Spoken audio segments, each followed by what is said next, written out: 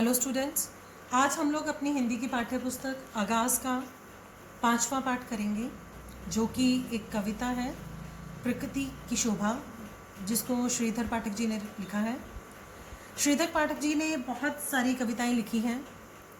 जितनी भी पहली उन्होंने कविताएं लिखी हैं वो सारी देश प्रेम या समाज सुधार को लेकर लिखी हैं। उनमें से एक कविता यही वाली ऐसी है जिसमें उन्होंने प्रकृति का बहुत ही सुंदर और सरल सा वर्णन किया है, और इस कविता में उन्होंने प्रकृति का एक चित्र सा खींच दिया हमारी आंखों के सामने।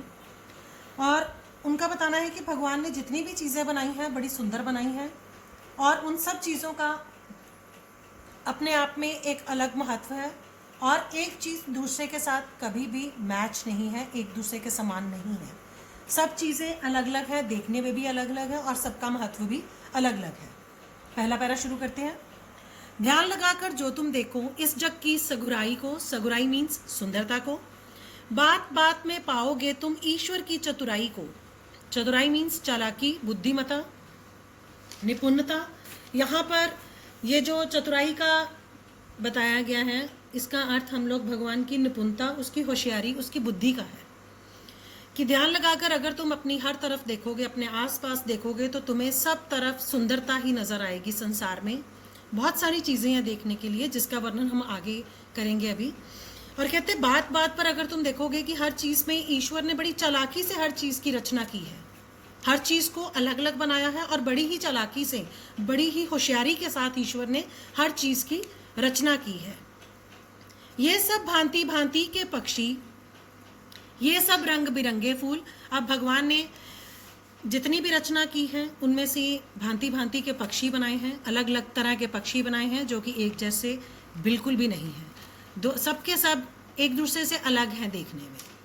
ये सब रंग बिरंगे फूल, और फूल जो भगवान ने सृष्टि में जब फूल बनाए तो उनकी भी जो रचना हुई तो वो भी सब क्या थे, अलग अलग थे। सब अलग अलग रंग के हैं, कोई भी फूल ऐसा नहीं है। अगर आप कहीं पर भी चले जाओगे बाग या उपवन में, तो आपको सभी फूल अलग अलग रंग के नजर आएंगे, कभी भी सारे फूल एक रंग के नजर नहीं आएंगे। हाँ, अब आप सोचोगे कि मैम गुलाब के फूल हैं तो वहाँ पर गुलाब में भी बहुत सारी किस्में हैं। कोई लाल रंग का है, कोई बिल्कुल पिंक कलर का है, कोई येलो है, अलग अलग है। गुलाब भी अलग अलग है, यानी उन्होंने बहुत सारे रंग बिरंगे फूल बनाए हैं। यह वन की लहलहाती लता।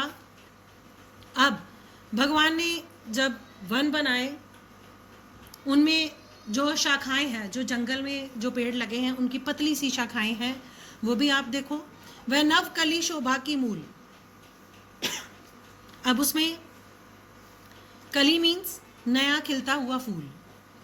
अब उसको देखोगे तो वो भी आपको देखने में बड़ा सुंदर लगता है। और यहाँ से देखो कि कभी भी कोई भी जो कली है वो भी एक जैसी नहीं है, और जो लताएं हैं, मतलब जो शाखाएं हैं, वो भी हमेशा एक जैसी नहीं होती हैं, चाहे वो किसी भी पौधे से क्यों ना निकले। जो नया फूल खिलता है वो हमें देखने में बड़ा सुंदर लगता है। और मूल मीन्स उसका जड़ जो है, वो शोभा की उसकी मेन जो पार्ट है वही है। जो नवकली है वो सुंदरता का मूल रूप है। ये नदियाँ, ये झील, सरोवर, कमलों पर भौरों की गूंज। ये नदियाँ भी भगवान ने एक जैसी नहीं बनाई हैं। गंगा अलग से है, यमुना अलग से है, सरस्वती अलग से है, तो ये सारी की सारी नदियाँ जो हैं ये भी देखने में एक जैसी नहीं है। ये झील, जितनी भी झीलें हैं, जितने भी सरोवर हैं, वो भी सब एक जैसे नहीं हैं। कमलों पर भौरों की गूंज। भगवान ने जब प्रकृति बनाई तो उसने ये चीज़ें बनाई, नदियाँ बनाई हैं, झील सरोवर बनाए हैं, तो उनमें जो कमल के फूल निकलते हैं उन पे जो भंवरों की गूंज है वो भी बहुत सुंदर है। और उसका वर्णन कवि ने किया है कि अगर आप कहीं इन चीज़ों को भी देखो तो आप सोचोगे कि हाँ, भगवान ने सच में बहुत ही सुंदर चीज़ें बनाई हैं। बड़े सुरीले बोलों से ये गूंज रही बेलों की कुंज। अब कहते हैं कि आप अगर देखोगे तो सुरीले बोलों से ये गूंज रही बेलों की कुंज। बेलें, जो बेल होती है, चाहे वो कोई भी बेल है, ज़रूरी नहीं है कि वो एक मनी प्लांट की बेल हो गई है या कोई भी, जितनी भी बेलें हैं संसार में, अगर आप उनको देखोगे तो उनकी जो लताएं हैं, लताएं मीन्स उनकी जो शाखाएं हैं, वो भी क्या है, लहलहाती हैं। तो ऐसा लगता है कि जैसे वो क्या कर रही हैं, कुछ कह रही हैं। उनमें से एक हल्की सी आवाज़ आती है जब वो आपस में टकराती हैं, तो उनकी जो सुरीले बोल हैं वो ऐसा लग रहा है जैसे वो बोल रही हैं कुछ खिलती हुई। यह पर्वत की रम्य शिखाएं, रम्य मीन्स सुंदर, शोभा मीन्स फिर सुंदर। यह पर्वत की रम्य शिखाएं, शिखाएं मीन्स उसकी चोटियाँ, पर्वत की जो चोटियाँ हैं, शोभा सहित चढ़ाव उतार और बहुत ही अलग ढंग से सब उतर चढ़ रही हैं अलग अलग से। कोई पर्वत चढ़ रहा है, कोई नीचे की तरफ झुका है। पहाड़ हमेशा एक जैसे नहीं होते हैं बच्चे, कोई ज़्यादा ऊंचा है, कोई नीचा है। मतलब आप कभी भी जाओ देखोगे तो कोई भी पहाड़ आपको एक समान नहीं लगेगा, सब अलग अलग है। ये हो सकता है कि सबकी ऊंचाई जो है कभी एक बराबर आ जाए, कईयों की ऊंचाई एक बराबर आ जाए, लेकिन ऐसा नहीं होता कि देखने में सब पहाड़ एक जैसे हों। निर्मल जल के झरने झरते, निर्मल मीन्स साफ, स्वच्छ, स्वच्छ जल के जो झरने झर रहे हैं, सीमा रहित महाविस्तार, उसकी भी सीमा नहीं है। झरने जब झरते हैं तो उनकी कोई भी सीमा नहीं होती है, बिना सीमा के चलते हैं। आपने देखा होगा झरना जब निकल रहा है, झरने से पानी जब नीचे आता है तो पानी ऊपर से जब नीचे की तरफ गिरता है तो वो किसी एक सीमा में बंद कर नहीं आता है, वो बहुत अलग ढंग से गिरता है। उसको ना तो किसी सीमा में बांधा गया होता है कि वो इसी तरीके से इतना सा ही बहेगा, उसकी कोई सीमा नहीं होती है और बहुत ही विस्तार के साथ वो निकलता आता है झरना। नेक्स्ट, हर प्रकार की ऋतु का आना नित नवीन शोभा के संग। कहते हैं कि भगवान ने जब सृष्टि बनाई तो उसने सब चीज़ों के साथ ऋतुएं भी बनाई। हर ऋतु का अपना महत्व है, पतझड़, सावन, वर्षा, ये सब, सर्दी, गर्मी, ये सब ऋतुओं का अपना ही महत्व है। तो सब ऋतुएं जब भी आती हैं तो वो एक नई शोभा के साथ ही हमारे सामने आती हैं, हमारे पास आती हैं। आप देखोगे जब पतझड़ होती है उसके बाद सावन आता है, पतझड़ में सब कुछ बिल्कुल पत्ते झड़ जाते हैं, सब सूना सूना सा लगता है। लेकिन जैसे ही सावन आता है तो सब चीज़ों में एक नया संचार आ जाता है, एक नई सुंदरता पैदा हो जाती है। हर तरफ हरियाली ही हरियाली होती है जो हमें देखने में बहुत अच्छी लगती है। अब इसमें पाकर समय वनस्पति फलना, रूप बदलना, रंग बिरंग, भगवान के अनुसार जब ये लोग भी अपना समय के अनुसार आते जाते हैं तो वनस्पति मीन्स जितने भी इनको पानी, धूप, ये सब मिलता है तो उसके मिलने के साथ ही ये अपना रूप बदलते हैं। जो फल हैं, जो फूल हैं वो हमें मिलते हैं। फल भी पहले छोटा सा बीज जो है वो बाद में एक छोटे से फूल के अंदर आता है, फूल के बाद वो फल बन जाता है। इसी प्रकार से फूल जो है वो पहले नन्ही कली पलते हैं, उससे बाद में वो फूल बन जाते हैं। तो ये सब चीज़ें अपने समय समय पर बदलती ही रहती हैं। ये सब भगवान की एक ऐसी चीज़ बनाई है जो समय के अनुसार अपने आप चलती ही रहती है। सूर्य चंद्र की शोभा अद्भुत। अब भगवान ने सूर्य और चंद्र दोनों को बनाया, मीन्स सूर्य और चंद्रमा दोनों को बनाया, और दोनों की ही शोभा अपने आप में बहुत ही निराली है, उनकी सुंदरता बहुत ही निराली है। बारी से आना दिन रात। अब इन दोनों का काम क्या है कि ये अपनी अपनी बारी से आते हैं। ऐसा नहीं है कि सूरज अपनी मर्जी से आ जाता है, कभी उसका मन किया और दोपहर को निकल आया और कभी उसका मन किया तो वो रात को निकल आया। लेकिन नहीं, सूर्य का सुबह का समय है तो वो सुबह ही निकलता है, और चांद का रात का है तो वो रात को ही आएगा।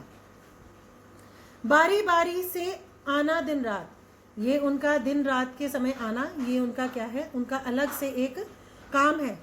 ये सृष्टि में उनका यही काम है कि वो अपने अपने समय पर ही आएंगे, निर्धारित समय पर। भगवान ने उनको जिस तरीके से बनाया है और जिस समय पर बोला गया वो उसी समय पर ही अपना काम करने के लिए आ जाते हैं।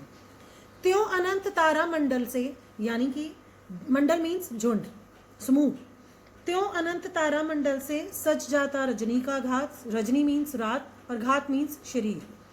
कहते जैसे ही रात को तारों का समूह आता है, रात में, रजनी मीन्स रात में आता है, तो ऐसा लगता है जैसे रात को, उस रात के शरीर पर, रात रूपी स्त्री, एक औरत के शरीर पर एक चांद चुनरी की तरह ना वो सारे तारे फैल जाते हैं। ऐसा लगता है जैसे एक दुपट्टे के ऊपर छोटे छोटे सितारे जड़े हों, बहुत सुंदर सुंदर स्टोन लगे हों, ऐसा लगता है।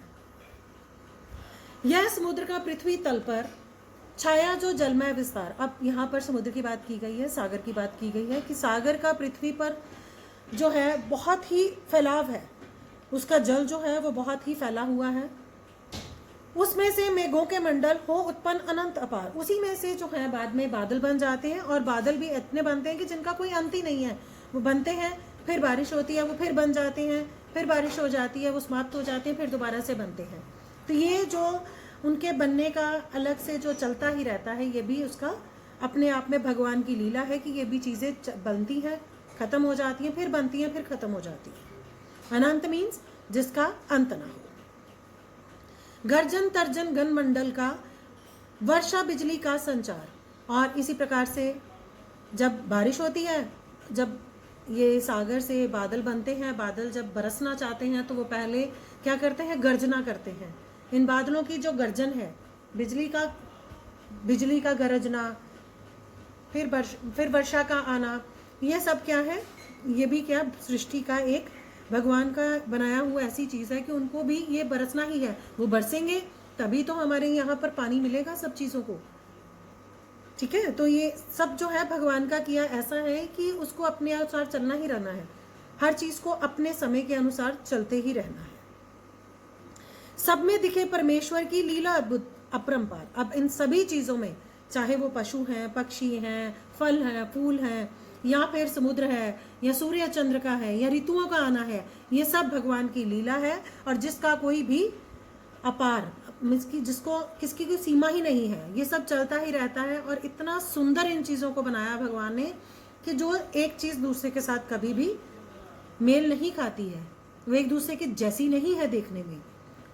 तो ये सब चीज़ें अगर हम लोग देखना चाहें तो आप सुबह आजकल आप देखोगे कि सुबह सुबह जैसे ही आप उठते हो तो आपको चिड़ियों की चहचहाहट सुनाई देती है। उसके बाद जब ये चीज़ें आप नॉर्मल लाइफ में देखते ही रहते हो बच्चे, आप कभी भी इन चीज़ों का एक्सपीरियंस करना चाहो तो सुबह सुबह जब उठोगे तो आप देखोगे कि आपको जितने भी, अगर आपके घर के पास कोई पेड़ पौधे नज़र आ रहे हैं तो उनको देखोगे तो वो देखने में बड़े सुंदर लगते हैं, लेकिन सभी पेड़ एक जैसे नहीं है। चाहे वो एक ही किस्म का पेड़ पौधा है तो वो एक जैसा नहीं होता है कभी भी। उसके अलावा जितने भी आप सुबह पक्षी देखोगे, चिड़ियाँ जो हैं आपकी, जितनी भी चिड़ियाँ आती हैं या और भी कुछ चीज़ें आती हैं, आपके पक्षी कोई से भी आते हैं, वो आपको उनकी आवाज़ जो है, सबकी आवाज़ आप सुनते हो, वो भी आपको सुंदर लगती है। तो ये भगवान की बनाई हुई सृष्टि में सब चीज़ें अपने अपने समय पर अपना अपना काम कर रही हैं। भगवान की ये इस कविता में भगवान के जो बनाई हुई सृष्टि का जो एक चित्र है वो आपकी आंखों के सामने आ जाता है। जब जैसे ही आप ये कविता पढ़ते हो तो आपको कोई ना कोई ऐसा सीन ज़रूर याद आता है जो आपने कभी ना कभी देखा हो। तो बहुत ही सुंदर प्रकृति का इसमें वर्णन किया गया है। धन्यवाद।